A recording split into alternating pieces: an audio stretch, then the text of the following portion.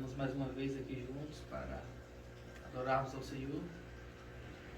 Convido você a desligar um pouco do mundo externo, sossegar a sua alma e nos acompanhar em um momento de adoração. E você então pode sossegar um pouco, procurar se concentrar em Deus. Deus gosta de exclusividade.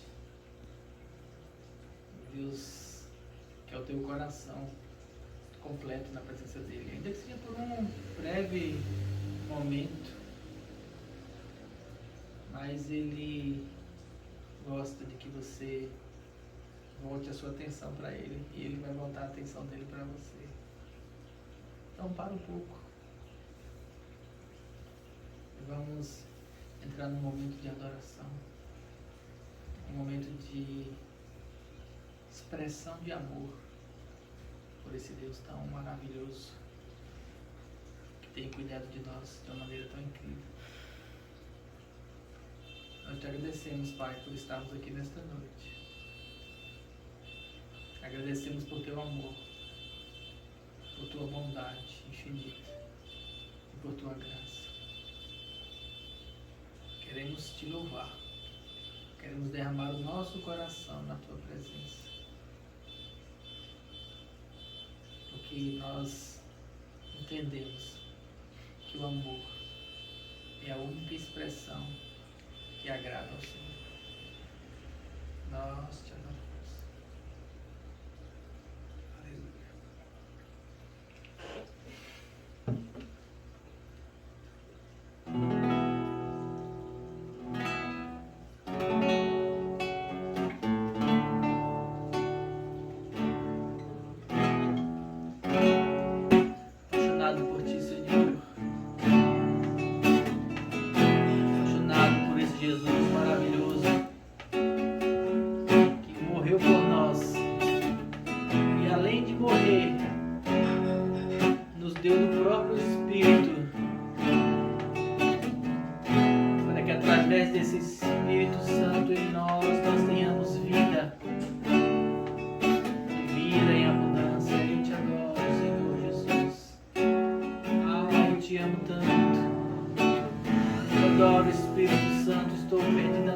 Completamente apaixonado pela tua presença.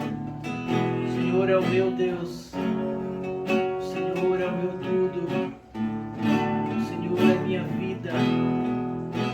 Te adoro, te adoro, te adoro, te adoro, te adoro. Para onde iremos nós, se somente tu tens as palavras que nos conduzem para a vida eterna? Mas nada nesse mundo pode nos direcionar à eternidade, senão a tua palavra. E nós queremos ouvi-la.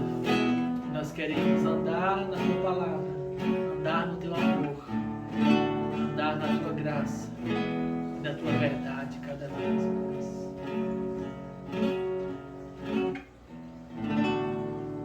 Aleluias.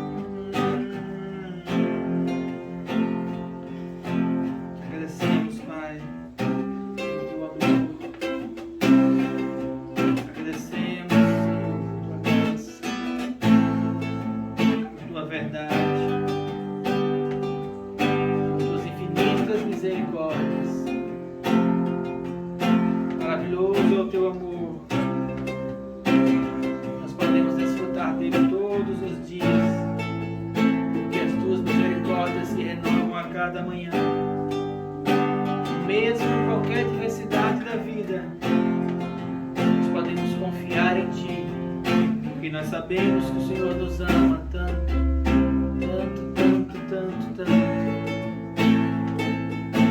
Nós te amamos também.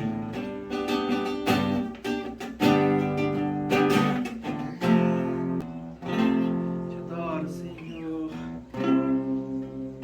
Te adoro, Senhor.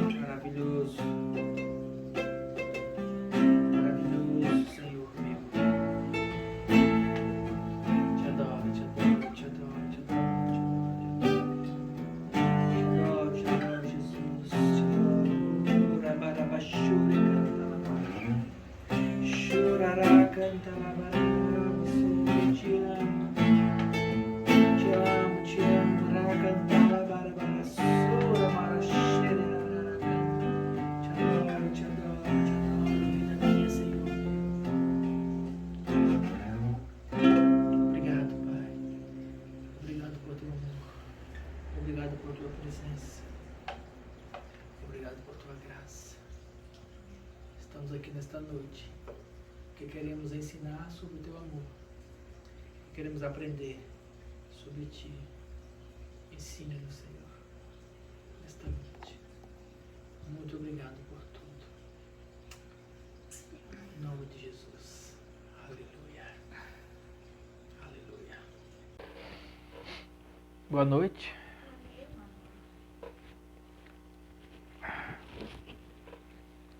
Hoje nós vamos dar continuidade àquilo que o Espírito Santo tem colocado em nosso coração. Nós estamos falando sobre personalidades. Personalidades que nos chamam a atenção na Bíblia. E nós podemos extrair delas o que elas fizeram, as suas atitudes dentro das situações. Vamos procurar ter um panorama do que aconteceu na vida dela e por que elas tomaram aquelas atitudes, e isso serve de exemplo para nós. Porque mesmo que a Bíblia tenha sido escrita durante vários períodos diferentes da humanidade, em média 7.000 anos, e isso muda muito, desde quando Abraão começou a caminhar sobre a terra, até os dias dos apóstolos, 5.000 anos, e até os nossos dias hoje. O mundo mudou, muita coisa mudou, mas o coração do homem é o mesmo. Então, a gente tentando entender, a gente conseguindo observar o que essas pessoas fizeram e por que elas fizeram, e nos colocando no lugar delas, o que elas puderam sentir naquela situação, leva a gente a aprender, para que a gente não venha a cair nos mesmos erros, ou no caso de vitórias, ter os mesmos resultados. Hoje nós vamos falar sobre Natã, o profeta Natã.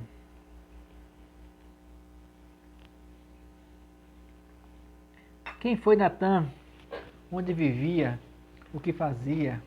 O que comia? Quais eram as suas companhias? Por onde andava? Natã, ele foi o profeta da época de Davi. Davi foi ungido por Samuel, que além de ser um profeta, era também um juiz. Quando o povo pediu um rei, Samuel foi então e ungiu Saul. Saul não andou segundo a vontade de Deus. A unção de Deus deixou de seguir Saul, a presença de Deus. Então Samuel ungiu Davi. Davi, depois de 40 anos, de quando foi ungido até ser rei de fato, assumir o trono, nesse período Samuel morreu. E então nós temos a pessoa de Natã caminhando ali e aparecendo na história. A primeira aparição de Natã na Bíblia é em 2 Samuel 7,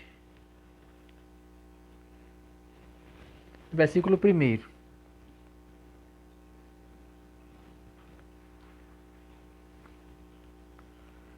1 Samuel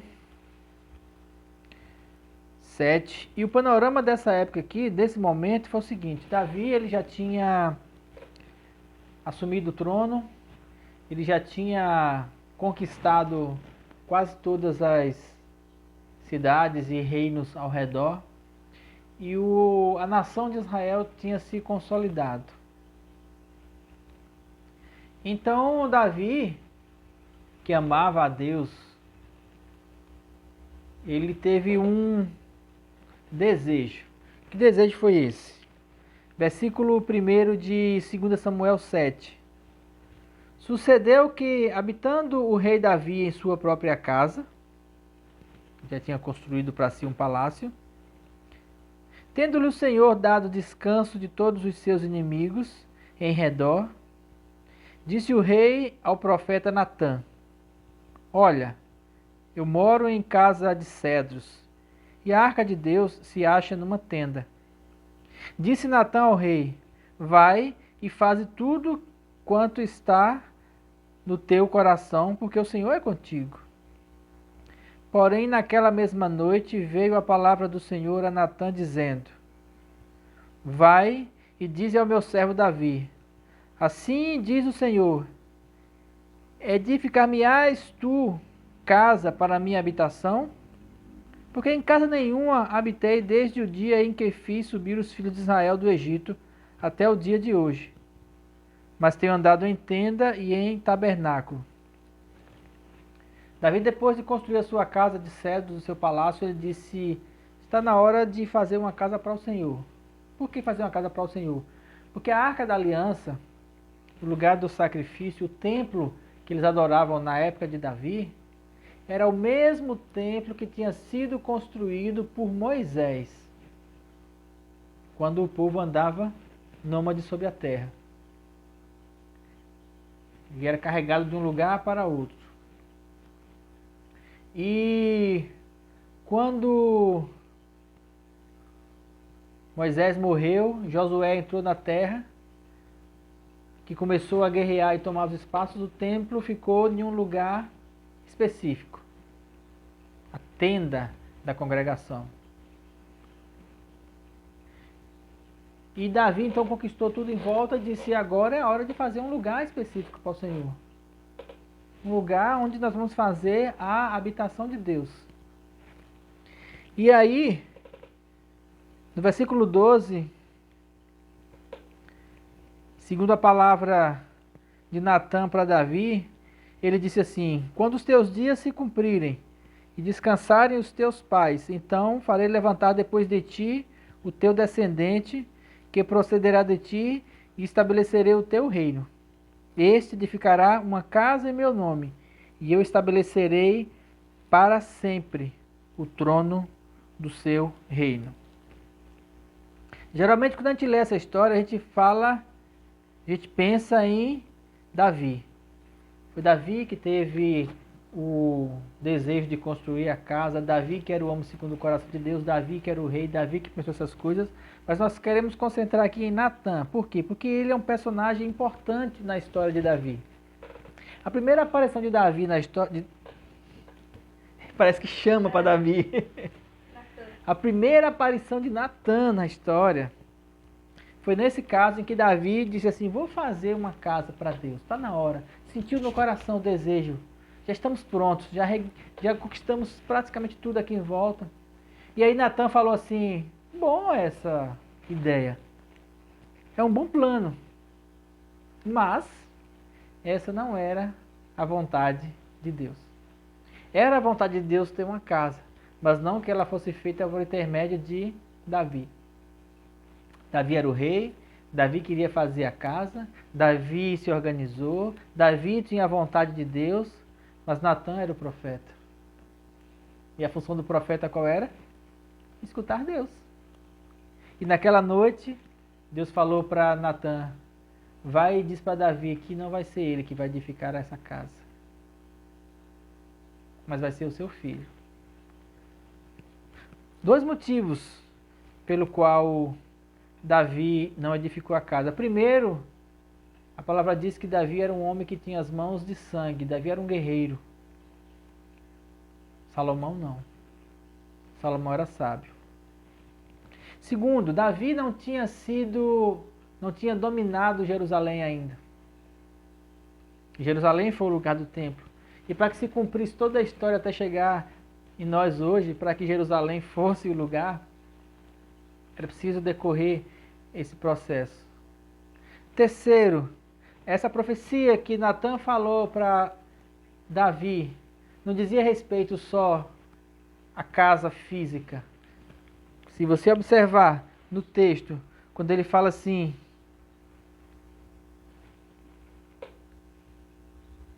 este, o teu herdeiro, edificará uma casa ao meu nome, e eu estabelecerei para sempre o seu trono. Essa palavra aqui, ela tem duas direções.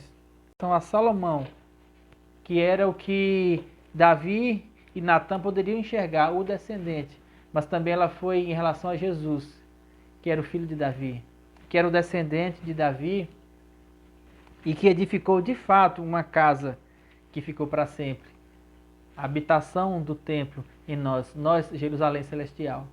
Então, quando Natã foi levar aquela palavra para Davi, aquela profecia, algo que era de Deus, não foi algo específico para aquilo, foi algo que foi uma coisa que foi espiritual, que dizia respeito àquela questão ali, mas também dizia respeito a nós hoje, aquilo que foi o coração de Davi em ter uma casa para Deus, um lugar que Deus habitasse, se concretizou quando Jesus morreu na cruz e conseguiu para nós a condição de sermos habitação de Deus, para que o Espírito de Deus viesse habitar em nós.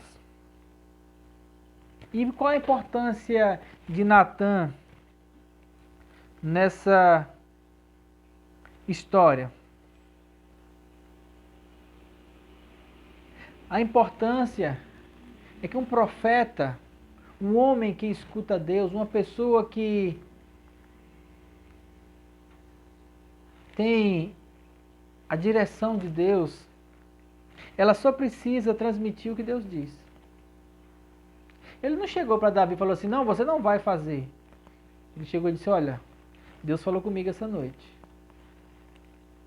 Tem uma palavra para você. Uma palavra que vai trazer uma direção contrária daquilo que você está pensando agora. Você quer edificar uma casa para Deus, só que Deus disse para não fazer. O homem de Deus,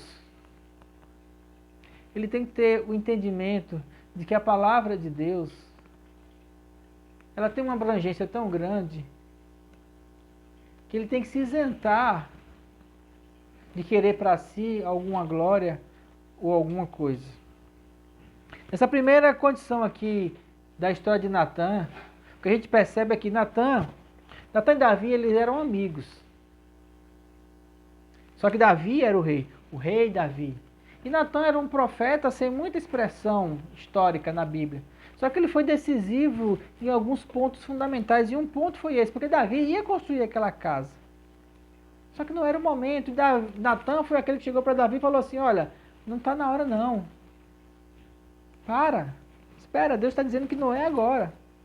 E Davi acatou aquilo que Natã disse. Ele preparou várias coisas, juntou um bocado de riqueza, mas deixou para que Salomão fizesse a casa. Um homem de Deus, ele precisa ter a liberdade de chegar para a pessoa e falar a verdade, isento de qualquer coisa. Um homem de Deus, alguém que se diz homem de Deus, ele precisa ter a liberdade de chegar para a pessoa e falar algo de Deus sem querer nada em troca. Um profeta, aquele que profetiza, ele precisa passar algo que vá, segundo Paulo escreveu em Coríntios, fazer 3 coisas: exortar, consolar e edificar.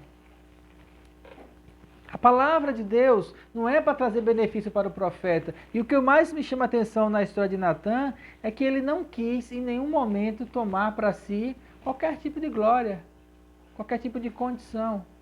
Ele apareceu em 3 momentos na história. Daqui a pouco nós vamos ver os outros 2. Só que foram 3 momentos decisivos em que ele chegou, trouxe a palavra de Deus e saiu. Na primeira ele trouxe uma orientação.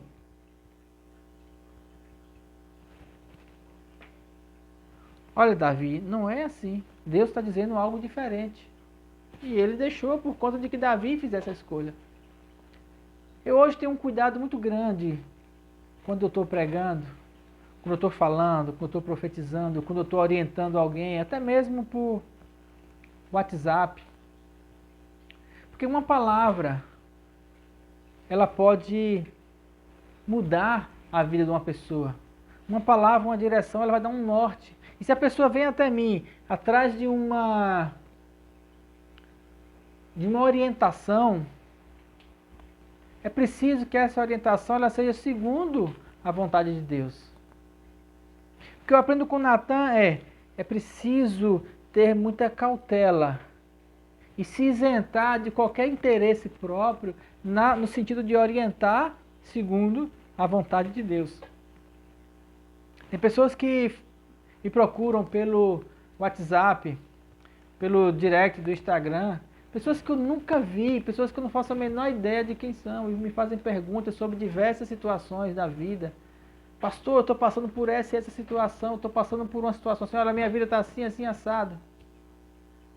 E aí eu escuto, geralmente eu peço às pessoas mandarem áudio, que aí eu escuto os áudios 2, 3, 10 vezes e vou pedir uma orientação ao Espírito Santo e depois dou uma resposta. Por quê? Porque é preciso tomar cuidado com essa palavra. Porque ela vai orientar a pessoa para um lugar em Deus. Eu já vi tantos pastores, tantos homens que se dizem de Deus, darem orientação, buscando benefício próprio. Por exemplo, no sentido do dízimo, as pessoas perguntam, mas onde é que eu devo dar o dízimo? Tem que ser ali, tem que ser assim, tem que ser assado, quanto é que eu devo dar, quanto é que eu não devo dar? Eu falo, querido, segundo a palavra, eu creio dessa maneira. Liberdade no espírito, em ofertar. E eu oriento a pessoa para que ela tenha uma liberdade em Deus. É necessário você ter uma liberalidade no seu coração. Não é uma lei. E aí eu oriento a pessoa fala, tá, entendi. E ela é livre para fazer a escolha dela. Pastor, onde eu devo congregar? Pastor, isso é pecado? Isso não é pecado? São tantas perguntas que me fazem. E em cada uma delas eu procuro dar uma orientação segundo aquilo que eu creio, segundo aquilo que é verdade na minha vida, segundo aquilo que o Espírito Santo tem me ensinado, mas procurando sempre me isentar. Nunca procurando fazer com que as pessoas dependam de mim. Uma relação importante entre Davi e Natan, e essa é uma das coisas mais importantes que eu vejo aqui, é que havia uma relação de independência entre Natan e Davi. Natan, ele chegava para Davi, falava o que tinha que falar e saía. Ele não queria nada em troca de Davi, Davi não tinha nada em troca a ele, mas simplesmente os dois tinham uma relação em que um se utilizava do dom do outro. Se Davi era o rei e a nação estava em prosperidade, Natan era aquele que chegava para o rei para dizer assim, olha, o caminho não é esse não. E ele chegava, aparecia e saía. E qual foi o momento mais crucial em que Natan chegou para Davi? Está em 2 Samuel, pula para o capítulo 12.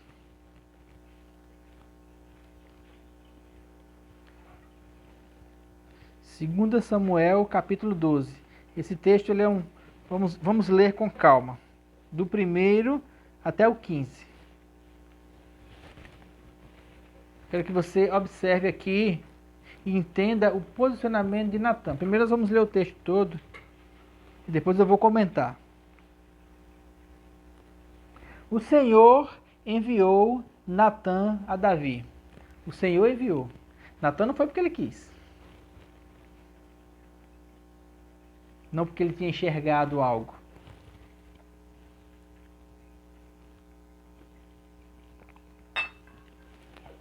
Chegando Natan a Davi, lhe disse assim: havia numa cidade 2 homens, um rico e o outro pobre.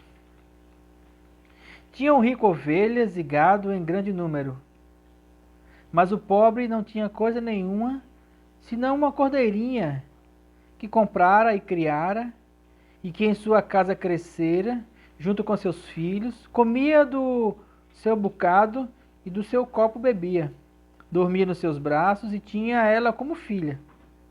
Vindo um viajante na casa do homem rico, não quis ele tomar suas ovelhas e do gado para dar de comer ao viajante, que veio até ele, mas tomou a cordeirinha do homem pobre e a preparou para o homem que havia chegado na sua casa.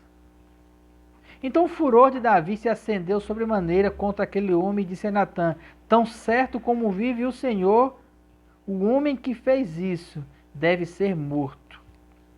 E pela cordeirinha terá que restituir 4 vezes mais, porque fez tal coisa e porque não se compadeceu. Então Natã disse a Davi: você é esse homem. Assim diz o Senhor, Deus de Israel: eu te ungi rei sobre Israel, eu te livrei das mãos de Saul, eu te dei casa, a casa do teu Senhor, eu te dei as mulheres do teu Senhor em teus braços, e também te dei a casa de Israel, te dei a casa de Judá, e se isso fosse pouco, eu teria acrescentado mais e mais coisas. Por que, pois, desprezastes a palavra do Senhor, fazendo o que era mal perante ele? A Urias, o heteu, feriste a espada, e a sua mulher tomaste por mulher, depois de o matar com as espadas dos filhos de Amon. Agora, pois, não se apartará a espada jamais da tua casa, porquanto me desprezaste e tomaste a mulher de Urias, o heteu, para a tua mulher. Assim diz o Senhor: eis que a tua própria casa suscitarei um mal sobre ti, e tomarei as tuas mulheres à tua própria vista, e te darei ao próximo, o qual se deitará com elas em plena luz do sol. Porque tu fizeste em oculto, mas acontecerá perante todo Israel e perante o sol. Então disse Davi a Natã: pequei contra o Senhor. E disse Natã a Davi: também o Senhor te perdoou o teu pecado, não morrerás.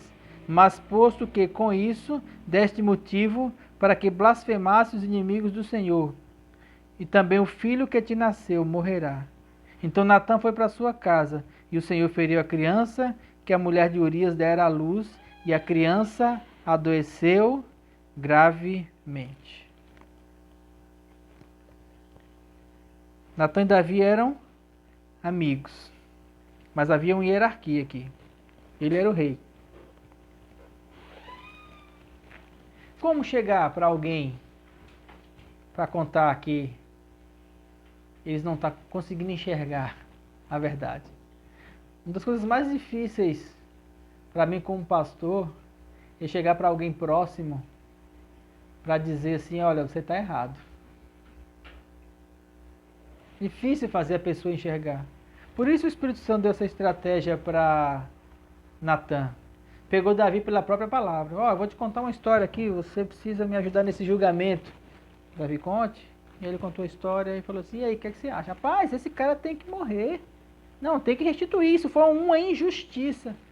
Aí Natã: aham, pois é, você fez isso. Eu? É, você matou Urias, você roubou a mulher dele. Ah, mas foi os amonitas? Não, você mandou ele para lá. Você... E agora? Abra os olhos. Enxerga isso. Como é duro você dizer para alguém que você ama, que é seu próximo, ou principalmente alguém que tem até muitas vezes uma autoridade sobre você, que essa pessoa está errada. Mas esse é o papel do profeta. Esse é o papel daquele que segue a Deus. Às vezes é uma palavra simples. Esses dias de debates políticos aqui no Brasil, as pessoas têm estado muito oriçadas, e às vezes uma pergunta que eu faço, as pessoas já fecham a cara para mim. Eu chego e pergunto assim: mas e o amor para com essa pessoa? Você se exaltou tanto, você gritou tanto. E o exemplo de Jesus?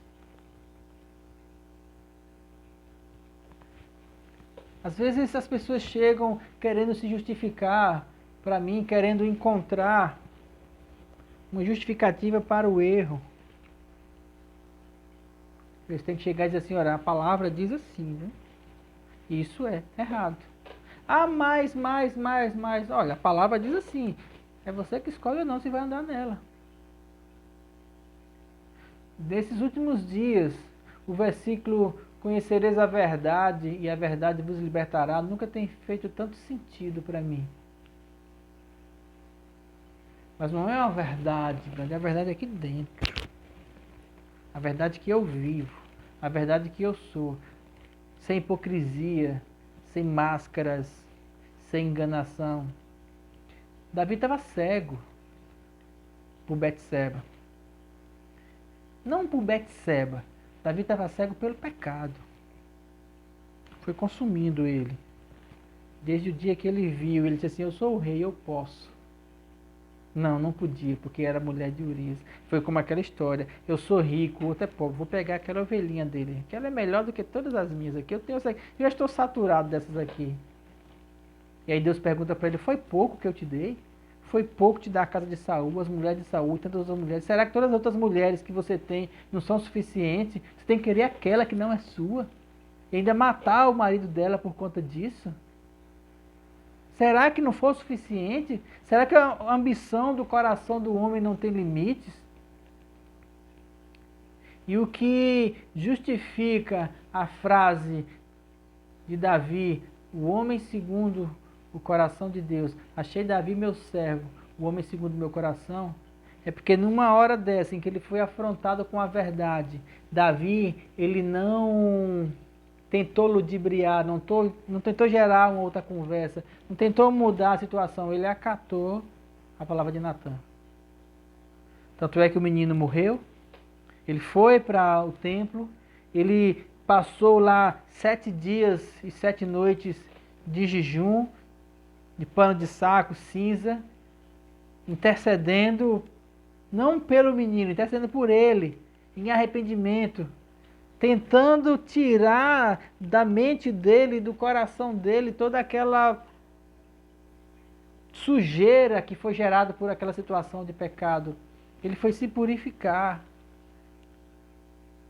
O fato que faz uma pessoa segundo o coração de Deus não é o fato dela pecar ou não pecar. O fato é você entender que você precisa de arrependimento, de que você precisa buscar a presença de Deus, se livrar do pecado, se livrar cada vez mais dessa coisa, como diz Paulo, que tenazmente nos assedia. Tentar buscar uma santificação. Tentar buscar um caminho de crescimento, tentar buscar essa purificação, e foi o que Davi fez mediante a palavra de Natan. Natan foi crucial aqui, porque se Natan não tivesse chegado, depois de Betseba ia haver tantas outras, porque todas aquelas que ele fosse ver tomando banho pela janela do templo não, do palácio, ele ia estar, porque o pecado ele é assim, é um abismo que puxa outro abismo. Se Natan não tivesse sido direcionado por Deus para chegar até Davi com essa exortação. E olha que ainda teve problemas por causa desse pecado que ele cometeu, problemas com os filhos. Ele não teve sossego com os filhos a partir de então. Filhos tentando tomar o trono, filhos guerreando, filhos que usurparam o trono, filhos que tentaram matar ele. E de fato aconteceu, filhos que pegaram as concubinas dele e dormiu com elas à luz do dia, para que todos vissem. Isso aconteceu por quê? Porque ele cometeu uma falha, mas o coração dele foi perdoado, mas a consequência daquele ato trouxe diversas situações. Imagine se ele tivesse continuado. Porque não teria ficado só em uma. Porque uma vez que ele se satisfizesse com aquela, ele ia atrás de outra. Mas era preciso que a palavra chegasse para abrir os olhos dele. E para que a palavra chegasse para abrir os olhos dele, Natan teria que ter ido até lá. Por isso que ele foi tão importante no decorrer da história. E o que eu mais admiro em Natan, é o que eu admiro nos homens da Bíblia, são aqueles que são cirúrgicos. Aparece só na hora que é necessário. Chega, faz e some. Existem muitas histórias na Bíblia, as pessoas pensam muito nos Davis, nos Moisés, nos Gideões, nos profetas. Todo mundo quer ser grande, todo mundo quer ter destaque. Isso é uma condição do mundo moderno. Todo mundo quer ser grande, todo mundo quer ser destaque, todo mundo quer ter alguma coisa, mas não tem espaço para todo mundo ser grande. Não no mundo. Porque é uma hierarquia. Se tem uma pessoa numa posição, a única forma de você tomar aquela posição é se aquela pessoa sair. Mas quando nós vemos em relação ao reino de Deus, nós percebemos que Deus ele quer usar você dentro da condição onde você está. Deus quer usar você na situação em que você se encontra hoje. Deus quer usar você no seu trabalho. Deus não está preocupado em grandes coisas, em grandes templos, em grandes ministérios, em multidões.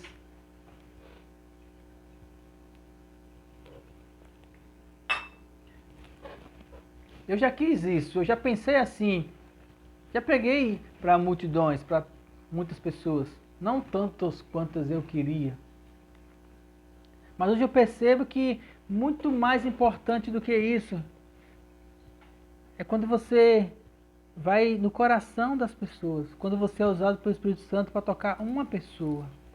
Quando você é usado pelo Espírito Santo para tocar através de uma palavra.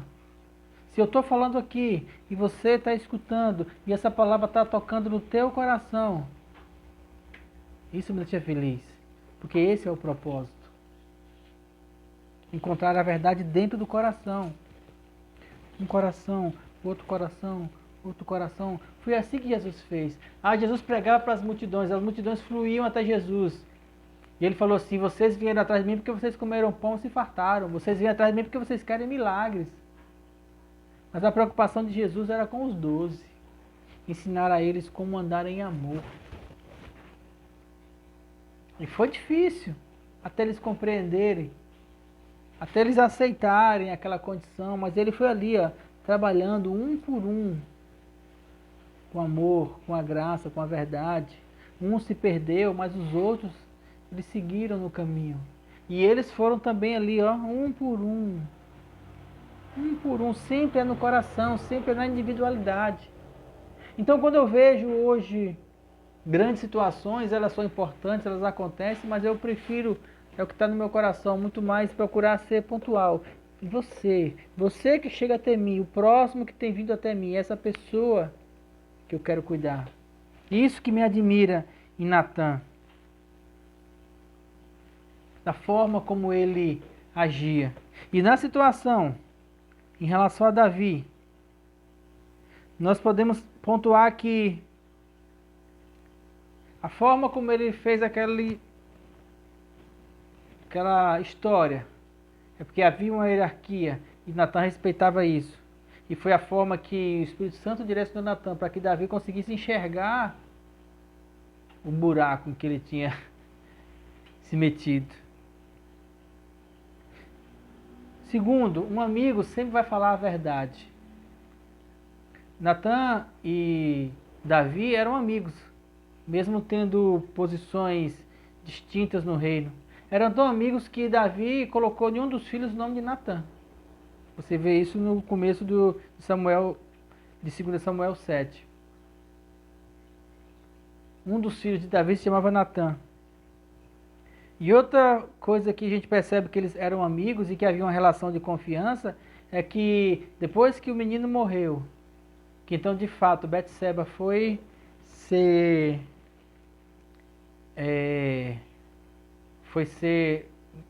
esposa, uma das esposas de Davi. Eles tiveram outro filho. E esse filho Davi chamou de Salomão. E Davi pegou Salomão e deu para Natan criar.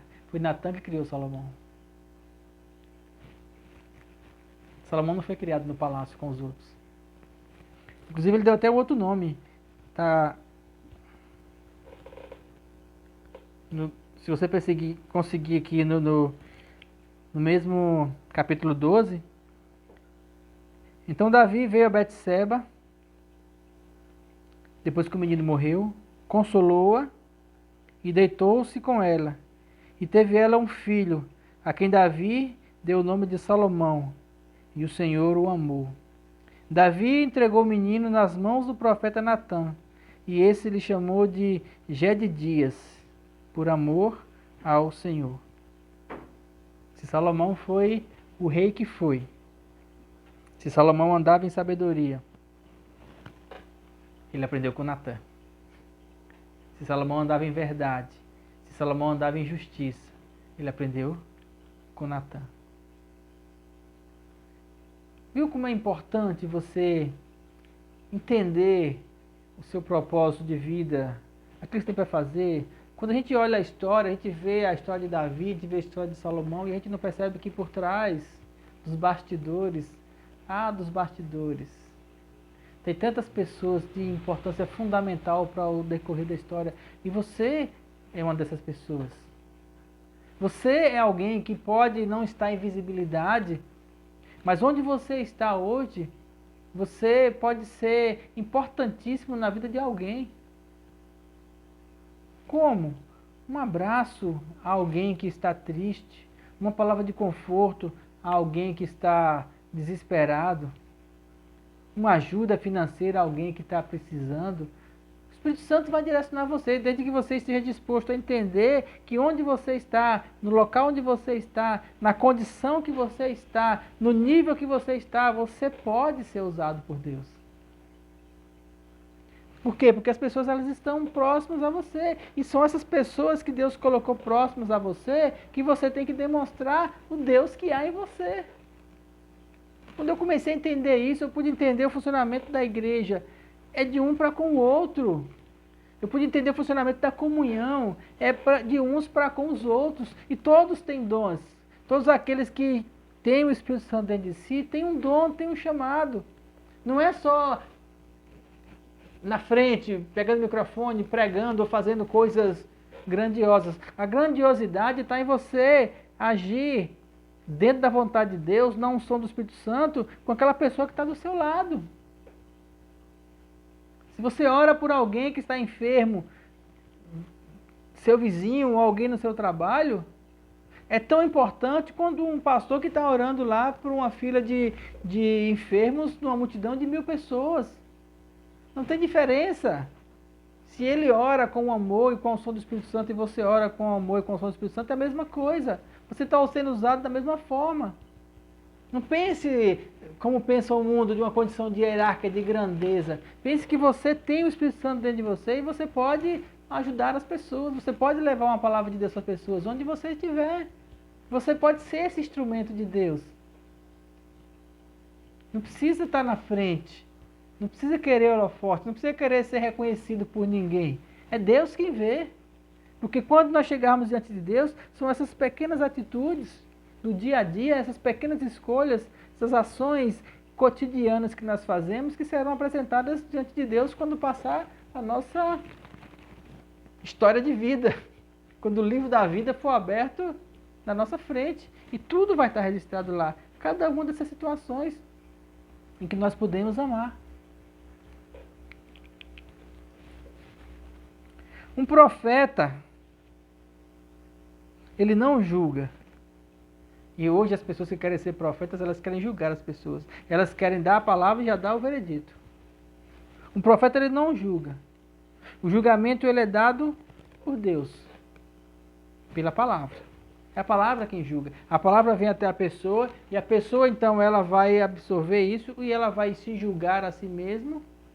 Ou se ela não se julgar, pela palavra, Deus vai julgar a pessoa. Foi o que aconteceu com Davi. Quando Natan passou para ele a realidade, falou assim, olha, é isso que aconteceu. Você já deu julgamento, você disse que esse era merecedor de morte, você não vai morrer não. No entanto, a consequência disso vai vir. Não foi Natan que falou aquilo. Foi a palavra de Deus para ele e o próprio Davi reconheceu isso. Então um profeta de Deus, ele não tem a condição de apontar o dedo para as pessoas. Ele só precisa falar a palavra. Olha, está escrito desse jeito. Às vezes eu falo para as pessoas algo que está na palavra, a pessoa fala, está me julgando. Eu falei, não, eu não julgo ninguém. Nem te condeno, nem te odeio, nem sou seu inimigo. É o que está aqui. Está desse jeito que Deus fala. Agora você que precisa saber quais são as escolhas. O que você vai fazer agora que você sabe? Natan chegou para Davi e falou, o que você vai fazer agora que você percebeu o pecado que você cometeu, a grandiosidade da bagaceira que você fez? E Davi correu para o arrependimento. O profeta ele não julga. Não foi Natan que mandou Davi fazer isso, aquilo, outro. Não proferiu sentença. Foi o próprio Davi que percebeu.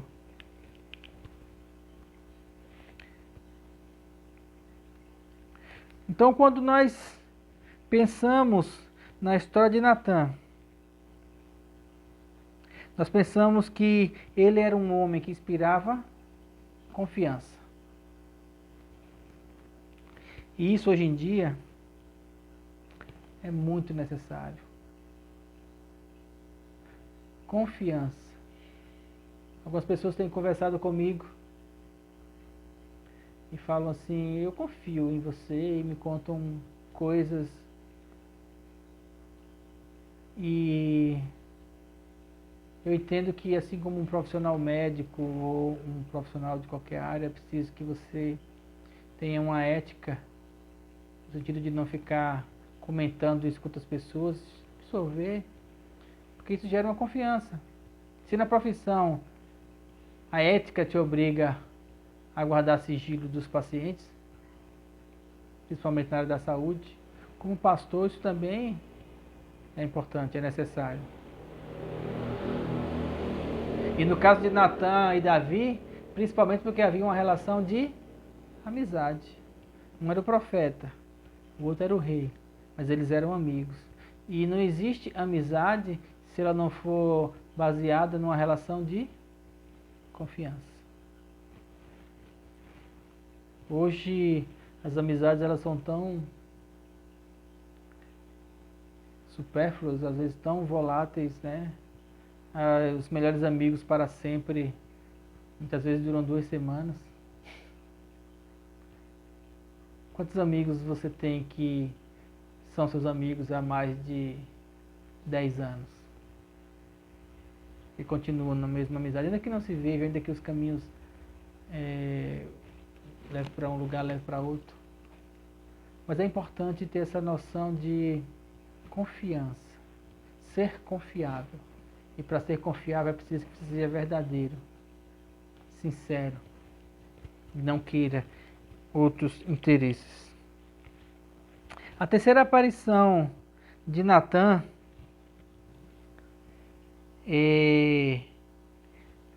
terceira e última aparição de Natan na história, eu não vou ler porque é um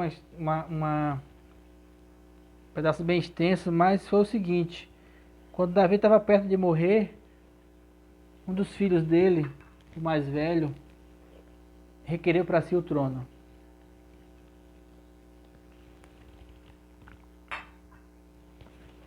E Natan sabia que Salomão era o escolhido por Deus e era o escolhido de Davi. Então, o filho dele, Abias, acho que era isso, Abias ou era Abdias, eu não lembro agora. Ele então organizou uma festa, chamou todo mundo, só não chamou Natan. E tinham 2 sacerdotes, ele chamou um, não chamou o outro. E tinham 2 generais, ele chamou um, não chamou o outro. Aqueles que eram do lado de Salomão, ele não chamou e então se proclamou rei. Então Natan, ele foi e chamou Betseba e foi até a presença do rei e contou o que estava acontecendo, porque o rei já não saía mais, já estava velho, já estava acamado. E ele interviu, na verdade, nessa situação. E a partir daí, então, foi que Salomão foi ungido rei, porque Salomão, ele não era o mais velho de Davi. Existiam vários outros na condição de filhos do rei, e ele era um dos últimos. Mas havia uma unção sobre ele, havia uma condição de Deus sobre ele. E Natan sabia que ele era o escolhido. Então ele foi e interviu nessa situação. E eu só quero usar esse exemplo para poder dizer de como foram 3 situações apenas na história que Natan apareceu, mas foram 3 situações fundamentais. 3 situações em que o posicionamento dele como profeta, como homem de Deus, foi fundamental para que a vontade de Deus, para que o propósito de Deus fosse cumprido naquela época.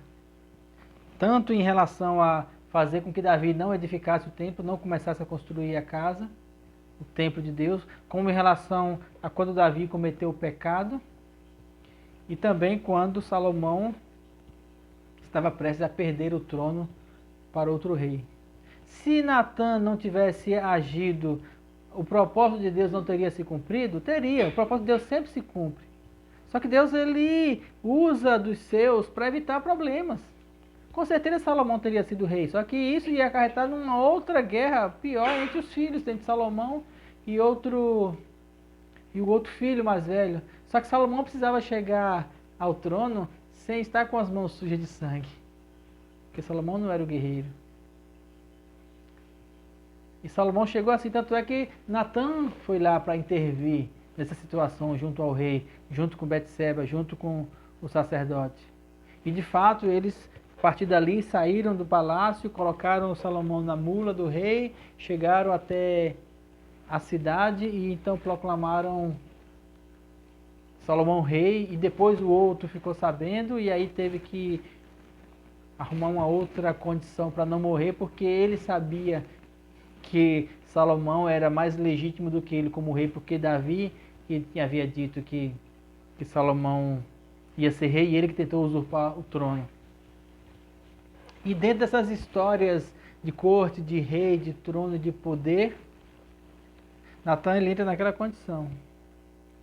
Independente de se é lá na corte, ou se é na sua casa, ou se é com os seus amigos, a sua condição, a sua palavra, a sua verdade, o seu posicionamento, ele é fundamental para evitar que problemas maiores venham surgir.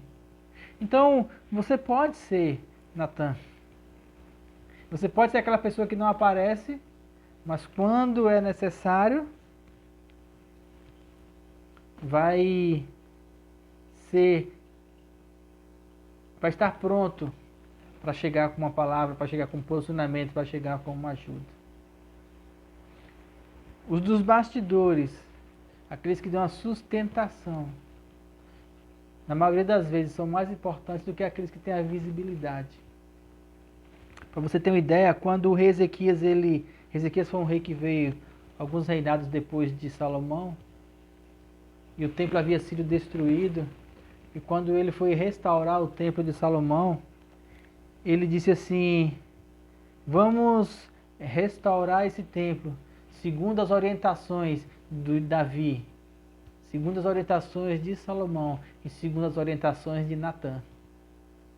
Essa foi a última referência a Natan na Bíblia. Ele não apareceu, mas aquilo que ele influenciou lá atrás a Salomão, na construção do templo, ficou registrado para que depois, eu acho que Ezequias foi sei lá quantas gerações depois de Davi, eu não parei para contar, mas várias gerações depois, aquilo que Natan pregou, aquilo que Natan falou, aquilo que Natan fundamentou, serviu de sustentação ainda para o templo. Templo esse que ficou até o cativeiro da Babilônia, até ser destruído e depois Esdras reconstruir, que depois foi destruído também e hoje tem só um muro. Natan nos ensina como é bom saber o momento de intervir sem buscar interesse próprio, mas seguindo a orientação de Deus. Sem querer visibilidade, sem querer se amostrar, sem querer tomar para si vitória, simplesmente orientar segundo aquilo que o Espírito Santo ensina. A canção que eu cantei aqui, eu não procuro ser reconhecido por ninguém. Foi que eu cantei? Não. Não, foi outra, mas eu lembrei dessa agora. Eu não procuro ser reconhecido por ninguém. Não querer glórias para si. Não querer aparecer. Simplesmente ter uma comunhão com Deus. E se permitir ser usado quando Ele quiser nos utilizar para levar uma palavra, para levar uma profecia, para levar uma ajuda. A simplicidade. Eu creio que simplicidade é a palavra que mais tem se tornado necessária para se viver o Evangelho nos dias de hoje. Amém? Então você pode pegar essas referências, ler esses textos com calma e perceber como essas histórias elas trazem para nós uma orientação, um espelho de como aqueles homens agiram, de como isso serve para nós também hoje. Eu agradeço por você estar conosco nessa noite. Vamos orar? Pai, nós te agradecemos por tua palavra. Agradecemos por teu amor e por tua graça. Que o teu Espírito Santo venha a cada dia nos orientar e nos consolar para andar segundo o teu amor, para andar segundo a tua vontade. Nós te agradecemos por isso, Deus. Muito obrigado por tudo que o Senhor tem feito em nossas vidas. Que nós possamos a cada dia encontrar a simplicidade do teu amor, a simplicidade do Evangelho.